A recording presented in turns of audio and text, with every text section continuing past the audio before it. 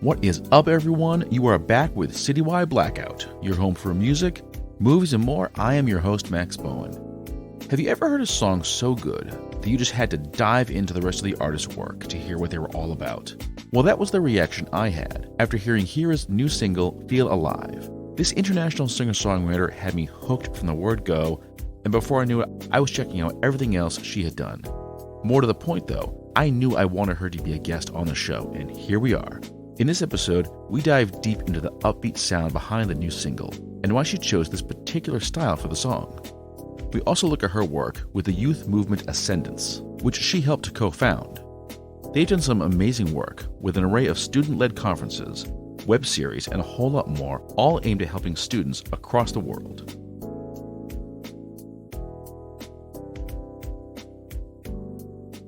Singer-songwriter Heerra joins me. And Heerra, thank you so much for being here. I am very excited that we get to talk. There is so many things to go into. Hey, Max, thank you so much for having me. I'm so honored to be here on Citywide Blackout. So excited for this podcast. Excellent. Me too. Now, I want to start with what brought you into my radar, which is your most recently released single, Feel Alive. I heard it. I loved it. And diving into the story behind the song, I like that this is just a very happy, upbeat song about the search for happiness in a time where we're all a lot more depressed and a lot more angry. Why did happiness come to you as a subject to sing about? I love the question. I think my favorite part about Feel Alive is the lyrics because it's very catchy, but it's also very, very deep. And most people, the song was inspired by the pandemic. So a bit of background about me. I believe music can change the world, and I want to do that with my songs. So when I write songs, I try to look for a solution to a problem that I'm currently facing, or a moment I want to capture, or a lesson I want to engrave and remember forever. So Feel Alive was the part where I wasn't feeling alive in the pandemic. I was stuck at home like everybody else, but I realized I was very dependent on other people to make me happy. So if I needed to hang out with my family 24/7 and I need validation, they were fine. It's just that I kept feeling like I needed them to tell me if I had a productive day. And that's not really my family's like, hey, just focus on your goals. You'll be fine. You're doing well. But if you need that constant validation, that's not going to help them, nor does it help me. So then I was like, what makes me feel alive?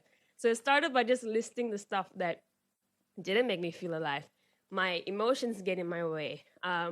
My second doubting of myself, overthinking. So seeking for approval. So all these things did not make me feel alive. So I was like, okay, what does make you feel alive? And then the chorus comes in, you can't hold on too tight to people. I don't mean that you don't need people. What I mean is you can't cling on to them. You got to decide for your own happiness. And that's my favorite lyric in the song is called Happiness Lies Inside. And I really like that. So that at that time, I wasn't feeling it, but I loved the song. So the song was helpful for me throughout the months to actually listen to that. So music can actually change how you think, how your outlook is on life. So as you keep listening to happy songs, you become happier. Sad songs, you become sadder. So when I kept personally, I listened to my song a lot because it's something that I needed to hear. So I was like, okay, I don't feel alive. Let's put the song on. Okay, it's my happiness is my control. And I was so glad that people felt the same way too. It was a song helpful for everyone as well. So when the song came out this year, and like you said, everybody really loved it. It just won an award at ISA. So it was pretty cool. I mean, I'm really glad that people like the lyrics. Mm-hmm. So yeah, it was. I write songs for me actually to help me learn the lesson, and in turn, hopefully, inspire others as well. Mm-hmm. Do you feel that do you feel that learning a lesson through music, is that a very Heerra way of learning things? Do you find that that's the best way for you to kind of learn these tough lessons? Yeah. So there's so many lessons. I write as well insecurities. I write about ego as well. Having too much of it is not a good thing. Lessons about being truthful, especially in your communication with your loved ones. I think a lot of times we just want to be good. We don't want to show actually what's actually happening. But relationships with your family, your friends, you got to be real. I mean, if you're not real with them, if you're not real with yourself, then who are you real with? So all these lessons, I sometimes feel like it just slips me. So if I write a song about it, then if I ever forgot what the lesson was, if I forgot the moment, if I forgot the message, I could just play back or sing back the song. And then that would okay, I've been through this. I know what the answer is. So I literally have the answer in a song. Let's apply that answer. So it's really like a solution. So it's like if you had a question in school, you like if you didn't know something, you go to the library back then, or you Google something, or you had like a dictionary if you didn't know what's happening. Similarly, my songs are like my archive of lessons that I need to learn. So I like that. And the song is just so danceable too. Like when I was playing it, I was just like moving to it. Like this is a great like that like that for me is one of the check boxes for what makes a song great. Is it danceable? Yes. Awesome. I love it. The music was actually arranged by Pulse Soundworks. So that was really, really nice. They produced it really well. So I was very happy with the instrumental. I was very happy walking into the studio to record it. My favorite part was actually the high note at the end of the song. It wasn't something planned. It just like escaped me in the studio, and everybody, including myself, was like shocked, like, "Oh my god, what's happening?" I was like, "Let's do it again." So it's a very fun experience as well. I'll bet. Now, was that your first time being back in the studio since the pandemic started? This was actually recorded before the pandemic, so it was a real Oh, bummer because we released it in February and then in March everything was in lockdown. So any plans that we had to do like shows or tours in schools completely scrapped. And I think everybody in the beginning of the pandemic thought, oh, maybe it'll be 2 weeks or maybe it's another 2 weeks, and then it just kept going on 2 weeks infinitely.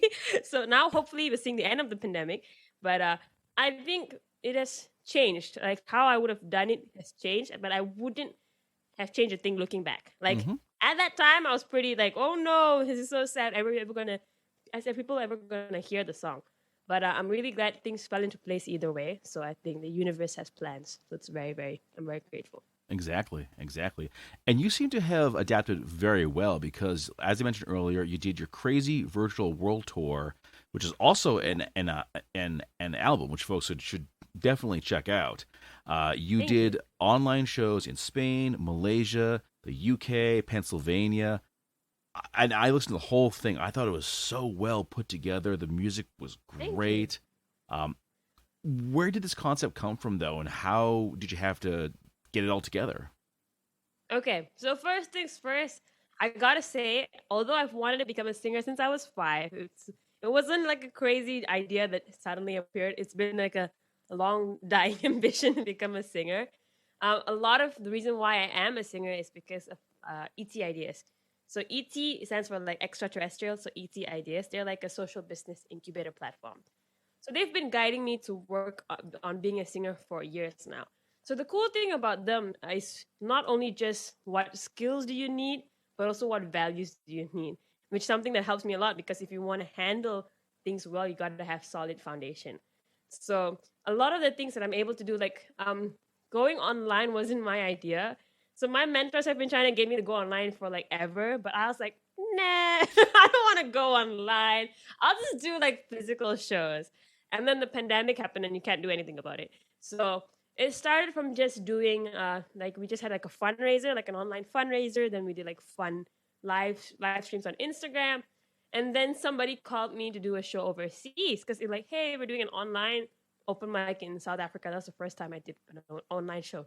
It was hilarious because I didn't have the fancy equipment. I just had like my laptop and my phone. My phone was my speaker.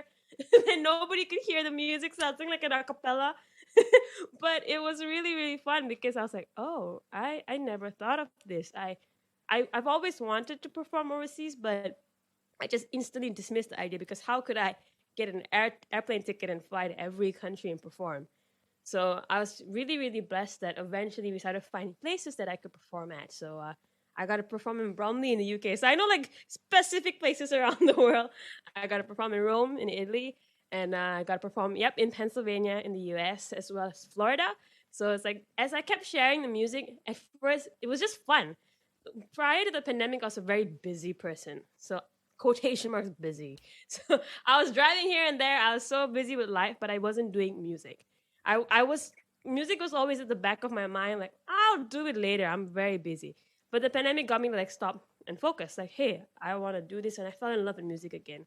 So doing the shows was not like a chore for me. It was really, really fun venturing into a new country. And every night, I'm sure you would agree to when everything moved online, there'll be a new obstacle. hey, your mic's disconnected, or hey, we can't see you. And I'm like, it's like 3 a.m. because I'm from Malaysia, right? So the time zones can be like, hey, there's daylight savings time. And I'm like, what is that? So there's so many different things to factor in. But it was fun. I kept performing overseas in different countries just to meet new people. And everybody loved music. Everybody's going through the same things, and everybody appreciated the lessons. Mm-hmm. So that was very inspiring for me. I think it helped me more than them. I'll bet. And one of the things that I really loved was your energy, like between songs, during the songs, like you're saying, people, get up and dance, raise, like. Thank you. I see you really listen to yeah, it. No, I love that part of it because I feel like for artists, a lot of the energy was just taken away because they couldn't do shows, they couldn't do live events, authors couldn't do book tours, all kinds of events just did not happen. Yeah. A lot of the energy was just kind of just sapped away. So it was great to hear your energy. It's great to hear your just enthusiasm. Like, yes, I can't actually be in Spain. I can't actually be in Malaysia. I can't actually be in the UK or Pennsylvania, but I can be there in spirit. And you just like made the most of it. It was great. Yeah. For that moment, it was me and the audience. And if you hear the recordings, it's still me and them. Because other than songwriting, which I really love, I've written like 60 over songs, a crazy amount over the years. But I really love performing. And I feel like that's the best time you actually get to connect to the audience. You get to be real with them. You get to tell them things that actually happen, and you get to find out about them too. So I just love performing. It can be really weird though, because I look cool on screen, but if you can imagine somewhere in Malaysia at 3 a.m. there's a girl singing, everybody sing along when you can't hear anybody singing along because it's online, right? But I have the most fun, and I'm really, really blessed. I'm very happy with what I do. Mm-hmm. Now, when the time comes that you can tour again and do shows, do these places fall onto your must-go-to list? Definitely. I've had invitations around the world. I just want to see where everybody's from. Because I've had some of the biggest support in Wales as well. So like I just want to go and check out the places. I want to meet the people. I think more than fans, they've become friends, and it's very, very nice to actually know. I think it's an enriching experience to actually meet everybody where they're from. I'll bet. And as someone from the Boston area, I can say, please come to Boston and play a show. I'll be coming to Boston sooner than you think. Oh, really? Yes. So I'm actually currently pursuing my studies at Harvard University. So that's in the Boston area, if I'm not mistaken. So very good. All right. Point of time done. That I'll have to be coming to Boston. Don't worry. Now, so are you like going to Harvard now, or is that like a little bit later? I'm currently in the admissions program. So I'm already in my second semester, but I'm waiting till the end of the year to find out whether I make it into the Bachelor of Liberal Arts degree program. Oh, so congratulations. That's very cool. Thank you. That's very cool. It is cool. There's a lot of things that I now learn that is very applicable to what I'm doing now.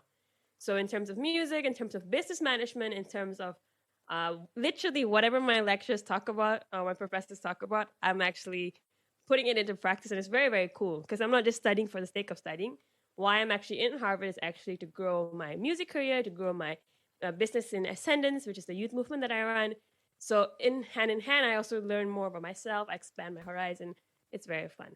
Okay, this just changed the entire conversation because Boston is such a great music scene, and while you're going to Harvard, which I'm sure is going to be an insane like workload for you.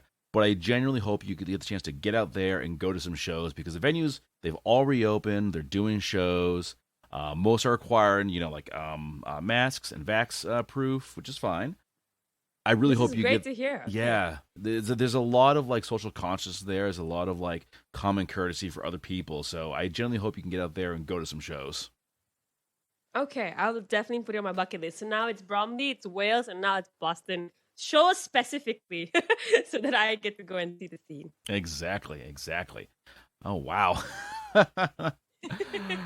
All right. I also want to talk about, so you got to do something recently that I think for musicians is a huge win.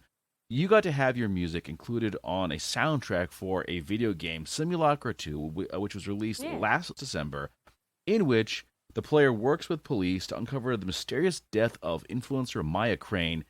That's a dark-sounding game. Okay, Okay, so I love this story as well. As you can see, all animated stories, right?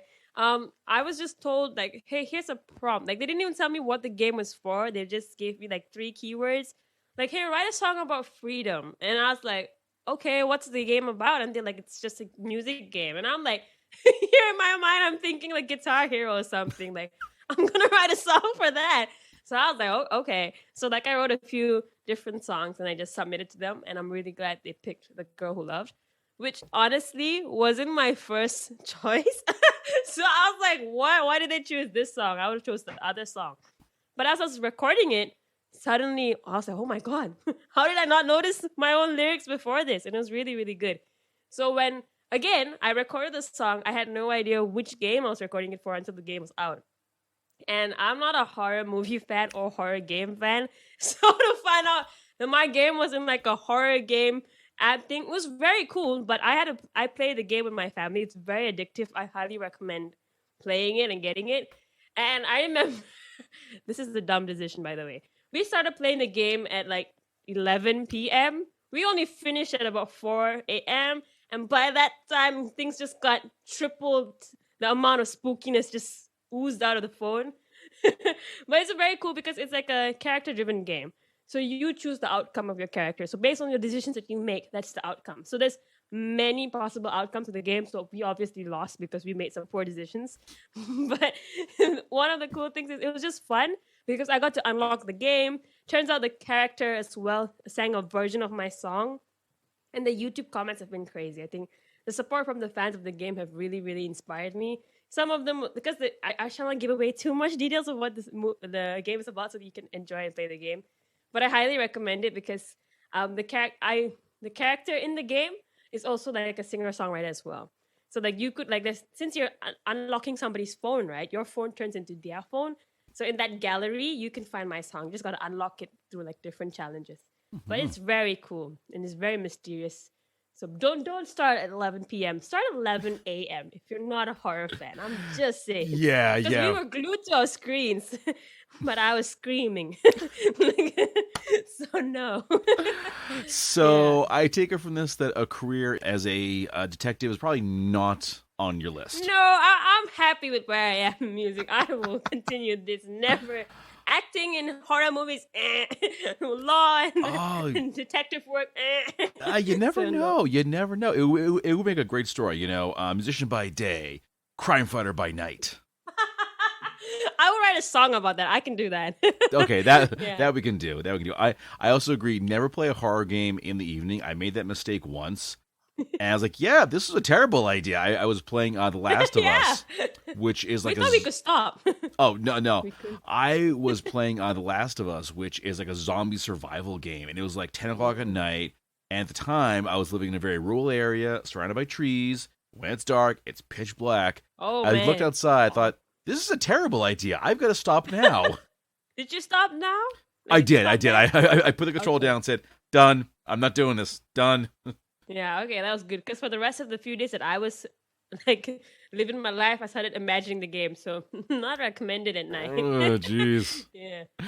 All right, well, folks, definitely get Simulacra 2. It's available on all major gaming platforms. You can check out her song, really "The Girl Who Loved," which is a great song, by the way. I listened to that one too. That's really awesome. Something you mentioned that I want to touch on. You mentioned winning the Female Single of the Year award at the ISSA Awards, and congratulations for that. You also won Entertainer of the Year at the Rampage Music Awards, and there's a lot of other accolades you've gotten over the years. Does that give you any kind of like internal drive or pressure to do even better, knowing that you are now a multi-award winning musician? I love that question. I think, yes, it drives me. I think it's inspiring because it's like a new milestone. Like each award means something to me because I couldn't have done it alone. I have my team here at ETIDS and Ascendance, all the fans who voted and supported and shared, and of course the judges who made it happen too. But yeah, I kind of overpressure myself too. I'm like, am I gonna release the next song that's gonna be as great as this? Like what? Like I love the lyrics, but what if people don't like it? And I was having this internal dilemma. And when I spoke about it to my family, they're like, you literally said the same thing for Feel Alive. Like you were like, will Feel Alive be a good song? And it's now turned out great. So don't worry about it. Just keep releasing music. And I think that's cool because yeah, I wouldn't do it on my own. I think it's the people around me that keep me going. I think if it was just left to me, I would have stopped at like 14. I'll just be like, yep, pick up the guitar. Nope.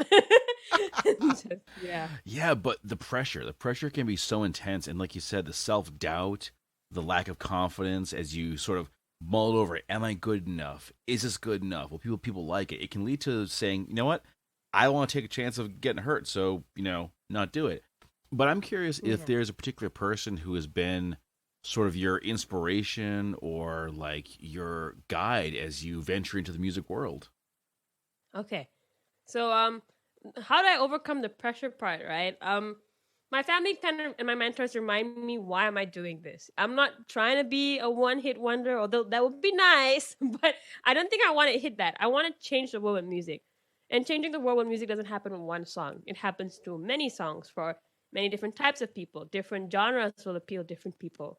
So if one song doesn't make it as good as the other, it's okay, because my goal is not to become a one-hit wonder. My goal is to be someone that's there for people. If you ever need a song to uplift you, or if you're feeling down and you need a song to cheer you up or get you to think or just come out of that zone, I want my music to be there for you. And I can't do that with one song.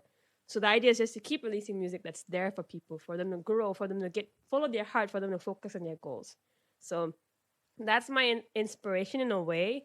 I do music performance classes for young kids as well.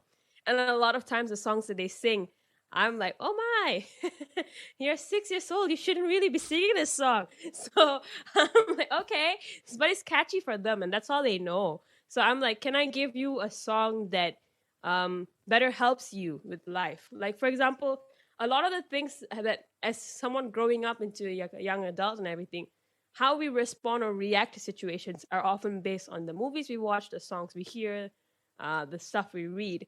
So, like, if something bad happens, we tend to be over dramatic because that's what the books say. You gotta throw a fit and, like, you gotta react in this way. And then when I talk to adults, most adults say, life is not like that. That's just in the movies. Like, real life is not like that. And as someone who's like 22, I'm like, what do you mean? I've been told my whole life, this is how life is supposed to be. And then they're like, no, it's not. So I want to give real stuff to people so they don't come out shocked and be like, oh, I expected like fairy tales and pixie dust. And I'm not saying life isn't. It's just that it's different pixie dust than what you see on screen or in songs. So I want to show them the real challenges we go through, and in a nice way. Like, life is wonderful. Like, I used to have this problem like a year ago where my family used to tell me, hey, real life is not what you see in movies, not what you hear in songs. And I used to be very disappointed. I was like, what do you mean? You mean Prince Charming's not going to walk out the door? You mean people don't break into musicals? Because in my mind, that's how people are. Like, everybody's always happy 24/7. And I couldn't appreciate the moment because I was comparing it to what my expectations were. But in the past year, I'm really, really glad that now I finally understand what they mean when life is wonderful and even more wonderful on screen. Because when I was busy comparing it to what my expectation of the world was based on Instagram and everything people shows you, like, it didn't match up to it. But when I stopped doing that and I just started appreciating the moment, it actually is kind of better than what they say. So I want to capture that. I want to show the real stuff. Okay. And I do think the world would be a much better place if spontaneous musicals just broke out all over the place. Yes, I that so one much I more would like entertaining. to see. I would love the fact that we could break up into musicals. Like, they'll just be hidden speakers in like in the trees. Yes. So like music would suddenly come on, and if you know the song, you can dance. It doesn't have to be synchronized choreography, but you stand in a flash mob and you just dance your heart out and sing your heart out. That we need in the world. That would be amazing. I think that would solve a lot of conflicts. You can't. Yes, you'll make a lot of new friends. Yeah. Exactly. I want to talk about the people that you've met as a musician. You talked about your team that you work with. Yeah. But what are some of the folks that you've met? Okay. So along the way of becoming a singer, you tend to meet a lot of artists as well. And I'm not sure how it's like in the US, but as someone who's kind of like Asian, I'm so sorry. Everything's like a competition. Like, oh, I can't have a musician that's better than me. Like, I gotta be like the best. If not, I'm just gonna ignore everything else. And again, that's not how life works. So you got to just, it doesn't, one person's growth does not like undermine yours. You could have two really good musicians in the same room. That doesn't mean one has to be compared to the other. So learning that lesson was something that my mentors helped to show me. Like, oops, they were like, "Hey, this is totally fine." So anyway, what I was saying is, for me, I learned over the years how to actually be friends with people. It's not a competition. It's not nothing to do with me. It's just enjoying their artistry as well. So I've met amazing artists around the world thanks to this online scene. I have met an amazing young artist called Autumn Helene. She's from Washington State. Oh, you know her? I Yeah, know she's her. amazing. Her music is so Yes, phenomenal. it is. And we have a song coming up in the next month or so. So if all goes well, we have a collab, an original song that we're putting out together. So it's like when I stopped looking at things as like I need to be the best, or if not, I'm not good enough. If I kicked out that mindset, I could just be friends with people, and I could just try to see what can I do for the other person, because that's really what's important. And I've met really amazing people. Like here in Malaysia, we have Open Mic Malaysia, and then I found out there's an amazing platform called Open Mic Rome. I was like, wow. So it's like I then if anybody needs anything, I could just connect people together. So then it stopped becoming about an industry. It started becoming like a family. So that was very nice. Hmm. And I love the lesson about you can have two musicians in a room and they do not have to compete. I feel like artists in general have that constant, like, oh, is that person a better musician than me, or a better writer than me, or a better artist than me?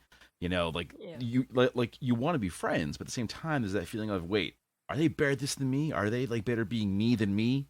What do I do here? Yeah. It's not only with music. I think it's with everything, like with school, like when you go for with your family, you tend to compare with your siblings. Like, am I a better person? Or it's either you try to be better, or you just accept you're not good enough, and that's the opposite of feeling super insecure and not actually focused on your goal. So again, my mentors and my family trying to make me see what's the point of everything. Like, what's the actual goal of why you're here? You're here to make great music. You're not trying to be the best. Everybody has their thing that they're great at, and that's fine. You're here to make friends. Like it's like preschool. You're here to make friends. You're here to have fun. Like if you can remember that, I think life will be great. Yeah. Oh, if only. If only. Yeah, kids got it. Kids don't go and look at one kid and be like, I think I'm better than you. I don't think I've seen that. They're just like, okay, I'm good at this stuff. You're good at that stuff. Let's be Exactly. friends. Yeah. Kids don't have like the social emotional baggage that we get in, say, like high school. Yeah. They get it Yeah. way easier, way easier. How though do you get past that feeling of competitiveness? Like whether it's as a musician or with like social media or with concerts. Okay. It's a fun fact about me.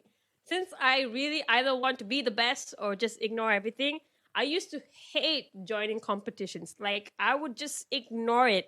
There'll be like a singing competition, and I'll be like, nah. Because I don't want people to tell me I can't sing. Like, that would be such a heartbreak, right? What if you join a singing competition and you don't win? Like, I wanted to be a singer. That would be like the biggest doomsday thing to hear. But if then my mentors pointed out to me, you're joining competitions, you're taking part in shows just to improve yourself. It literally doesn't matter if you don't win. That doesn't mean you're not good enough. And so they said focus on having fun. And for every show or everything that I've done with a focus on having fun, I focus on the audience. It's really not about me as the artist. It's about the audience because they're consuming the art. You want to make sure that it's the best that they can, the best lessons that they can learn, the best experiences they can learn from. So when it stops becoming about you, then it's a much more easier to see in retrospect. So again, being a young teenager, everything's about me. Like forget the world, it's about me. Right? What do you mean the world's not about me? So really having people to guide you, people who have the best interests at heart, to tell you, I think you should start thinking about other people. That helps a lot. So that's why my song "Fixing Damages," which is on Crazy Virtual World Tour, means a lot. That song talks about ego because the first few times I wanted to work with people when I was 14, I just thought, hey, I'm better than you. And I really had no substance. So it wasn't like I was a Beyonce prodigy. I was just someone who liked singing.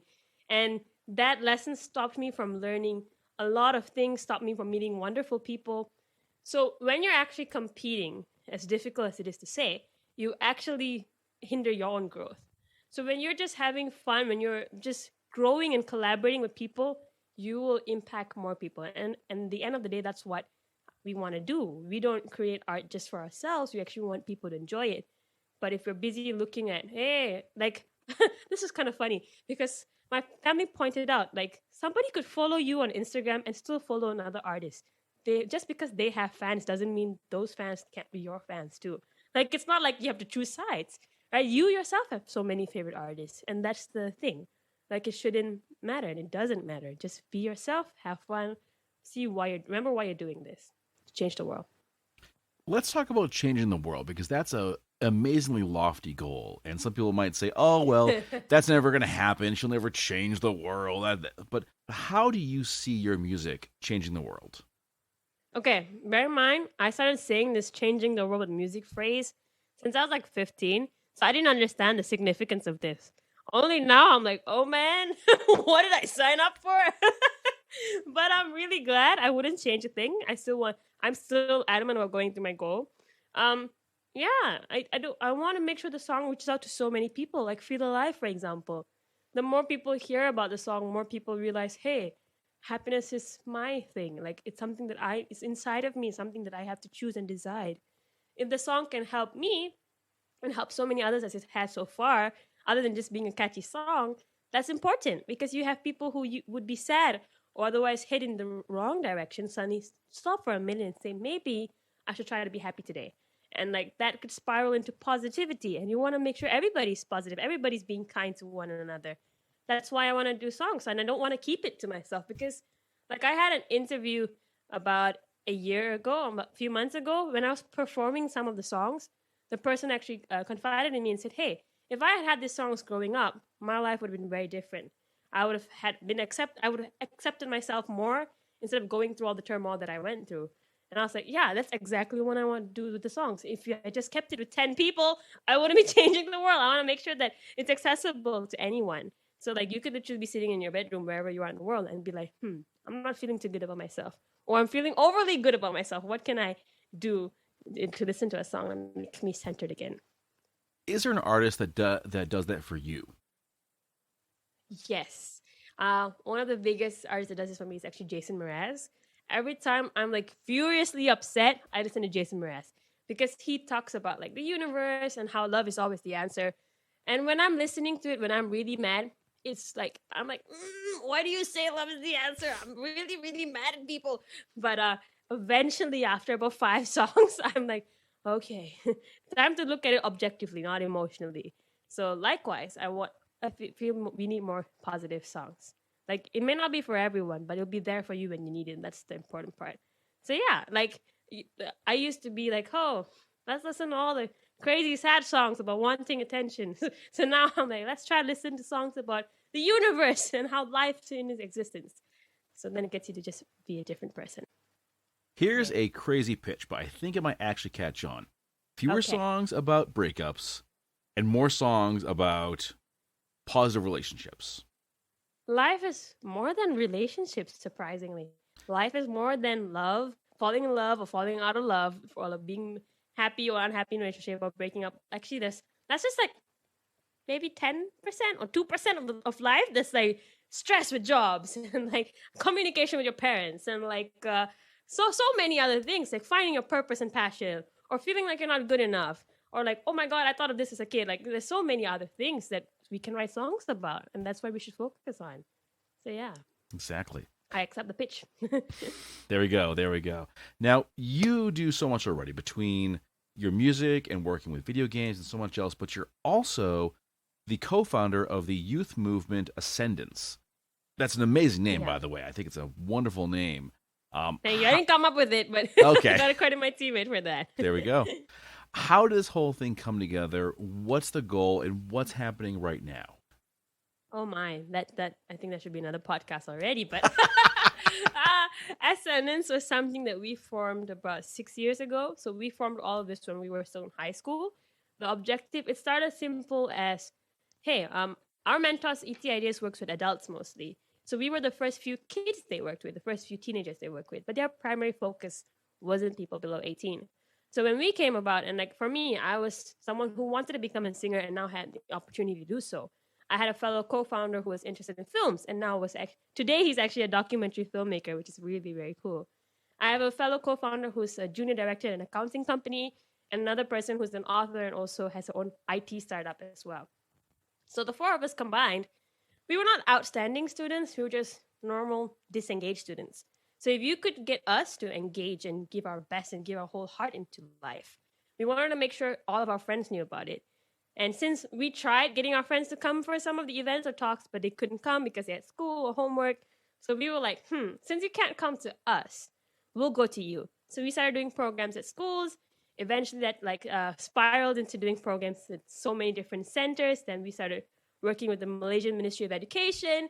And then we did conferences. And now we're doing like the biggest conference in the world. Like really, like we're having a conference of 50,000 people. That's like a stadium. So it's very crazy. But the whole idea is to get the disengaged generation to be engaged. Find what you love to do. And when you do that, work on it. So I was a really declining student. So if you could get me to engage through music and I could see the purpose of why I was going to school, then I became the top scorer in the school. Likewise, any youngster has that same potential. So yeah, we just want to make sure our generation reaches to their full potential in every area. Which I think can be hard to do because sometimes there is a lot of pushback against that. Like, if someone like your age says, "Oh, I want to go into music," there's always that, "Oh, well, you need to get a real job. This isn't a real job. This won't work." I think it's the same for folks who say, "Oh, I want to be like a novelist. I want to be an athlete. I want to be an actor or what have you." There's so much like resistance to just like you said, following your dreams. How do you get someone though to pursue that dream? How do you help them find their passion in life? So some people are born with knowing what they want to do. Like I've known since I was 5, and I'm glad that it stuck. But a lot of people, like my sister, doesn't know what she wants to do, and it took her many, many, many years and many different explorations into like trying fashion or trying entrepreneurship, IT, so until something clicked. So it doesn't matter if you knew it since you were 5 or if you just found out at 25. The idea is that you got to find your passion because, like even you, Max, I think you're doing this podcast because it's something you love. When you have the whole human race doing something that they love and giving their best at it, I think a lot of the problems would be solved. And so when we get people to just follow their heart, you could want to be a scientist, please do that, because then you'll find real solutions to the world problems like climate change, like all the diseases that's going on. We want passionate individuals in every job. So we want people who's passionate about law, people who are passionate about entrepreneurship, people who are passionate about acting. It doesn't matter. But you got to find that passion and then work towards it. And a lot of times, like I knew my passion, but I literally didn't know where to start. I never wrote a song until I met my mentors. Like I wrote the song, but I was 9. It doesn't really count. It wasn't a one-hit wonder either. I want to hear this song. The song you wrote at 9. It needs to be released for the whole world.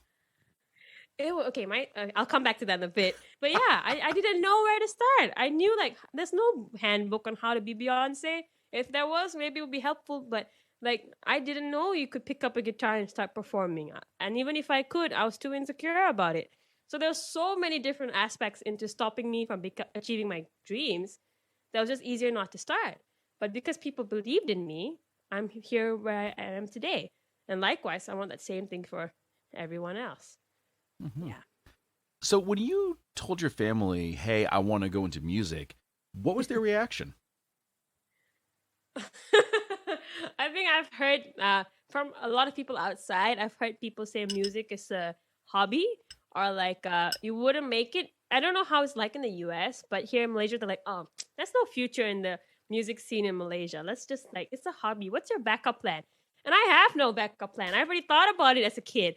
I don't think I'm going to I don't think I can work in an office for 9 to 5 doing the same job every day. I have a lot of respect for people who do because I think it's a tremendous amount of dedication. I can do that. I just knew I wanted to become a singer, and then eventually I co-founded Ascendance. So my family was kind enough to not discourage me.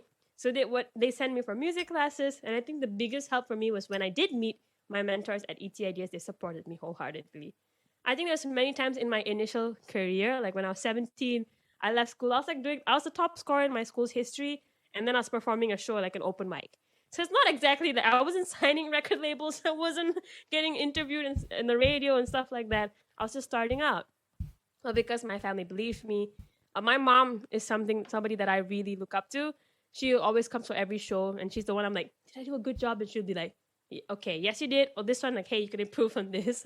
Practice more. And I'm like, okay. So I'm really grateful for my family. I wouldn't be here without them. Hmm. Yeah. Do you come from a musical family? No, my family don't listen to the radio.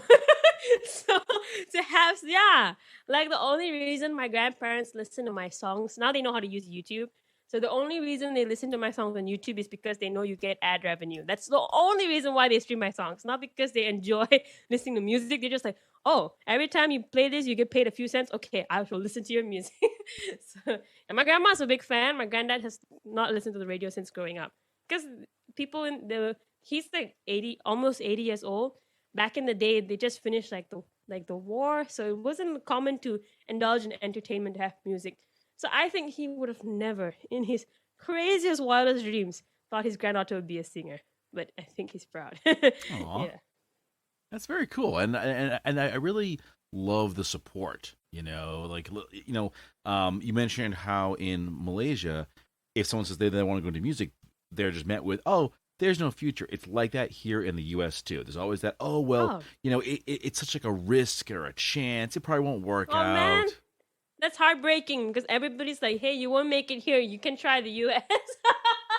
So that's Nope. a bit heartbreaking. It's the same over here. It's the same reaction. And the irony is that also because like the cities are really where you go to kind of make a career, but the cities are so expensive to live in. You have to get like 4 jobs or what have you. So, but Oh my. anywho, the thing that I would say to people is that there's always someone out there that can support your dreams. That will support you.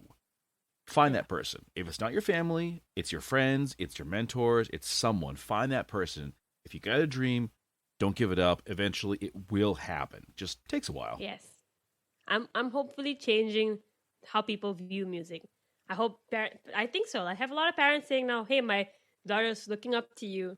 And then I'm like, okay, no pressure. got Right? it. It's like, great, that's wonderful. Oh They're like, God, I've I'm got to do asking her to better. follow in your footsteps. I'm like, okay. I'm like, thank you. I appreciate that. Yeah. So I'm hopefully changing that stereotype. And yeah, you're right. A lot of times, it's hard to accept it, but we create our reality. A lot of times, the person who stops me the most is me. I just get disheartened without any reason, or I get distracted for just the simplest of things. Like my focus, my emotions just go everywhere because I rather scold someone on the street than actually put my energy into music.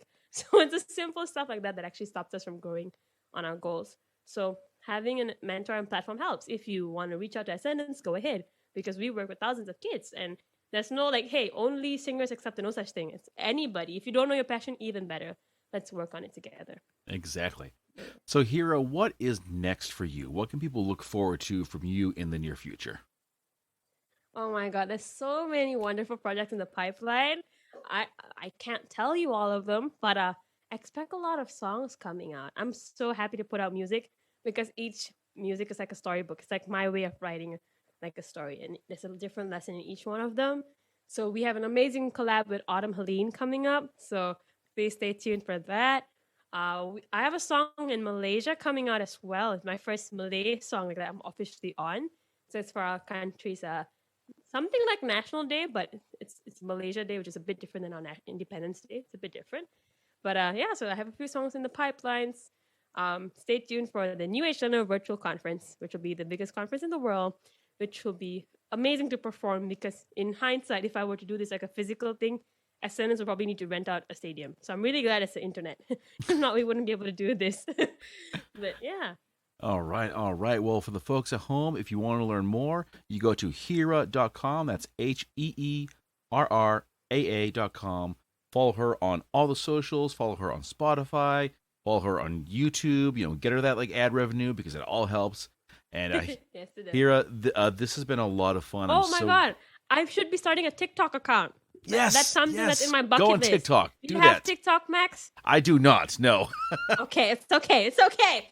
We will do this together. We will. So I think that's the biggest thing in the pipeline. Starting a TikTok account. we will do like a TikTok tag team thing, Okay. and it'll take off. It will. Make this one happen. But yeah, For now, they can find me on Instagram at Heerra Official. I think my TikTok is the same as well. But yeah, follow me there because there's always covers that I'm doing, there's shows that I'm doing to just feel the good vibes and be part of the music. Exactly.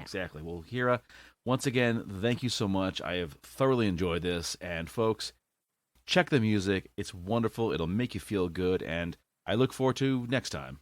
Thank you so much, Max. Can't wait to be back. This is your girl, Lady V, host of the V Line, and you're listening to Citywide Blackout. Okay, everyone, that brings this episode to a close. You can follow the show on Facebook under Citywide Blackout, and Twitter and Instagram under Citywide Max. Listen to the show wherever you get your podcasts. And if you want to get at me, it's citywidemax@yahoo.com. To close things out, I've got the new single from Heerra, Feel Alive. This is the song that got me to check out the rest of her work, and I really hope you do the same. It's amazing stuff. As always, keep those ears open.